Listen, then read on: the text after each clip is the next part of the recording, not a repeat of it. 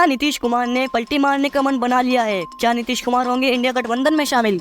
आखिर क्यों नीतीश कुमार ने सम्राट चौधरी से मिलने से किया इनकार?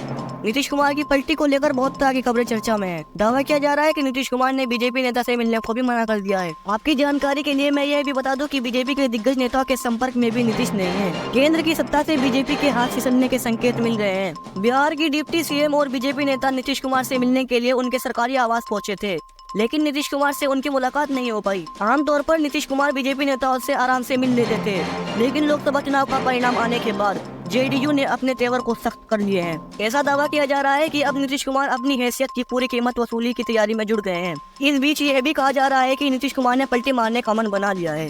नीतीश के शरद पवार और मल्लिकार्जुन खड़गे के साथ राहुल गांधी के संपर्क में होने की बात भी की जा रही है।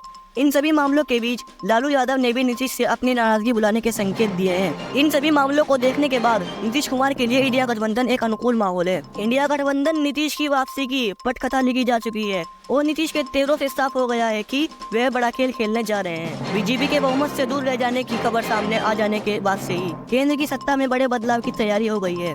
इंडिया गठबंधन इस मौके को चूकने के लिए तैयार नहीं दिख रहा है। गठबंधन के सभी सहयोगियों के बीच चर्चा शुरू हो गई है। इसी बीच दावा किया जा रहा है कि इंडिया गठबंधन का दल राष्ट्रपति से मुलाकात कर सकता है, क्योंकि जो चुनाव परिणाम सामने आया है उसमें भले ही एनडीए को आगे दिखाया गया है, लेकिन इंडिया गठबंधन हारते हुए भी जीतता हुआ दिखाई दे रहा है, क्योंकि पिछली बार राहुल गांधी को नाम बराबर ही सीटें प्राप्त हुई थी। इस बार तो वह सेंचुरी के मूड में दिखाई दे रहे हैं।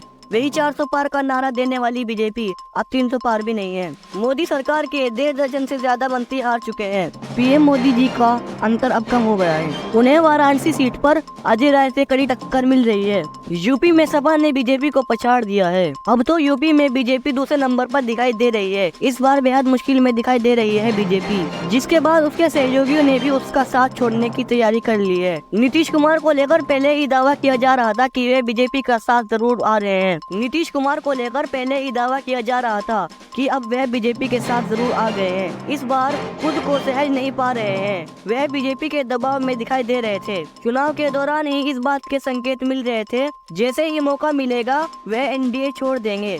चुनाव के दौरान पीएम मोदी से उनकी दूरी चर्चा में आ रही थी। और तो और तेजस्वी यादव की तरफ से दावा किया जा रहा था कि नीतीश कुमार 4 जून के बाद बीजेपी छोड़कर इंडिया गठबंधन में आने का फैसला ले सकते हैं। और अब कहा जा रहा है कि तेजस्वी यादव का दावा अब सच होता दिखाई दे रहा है।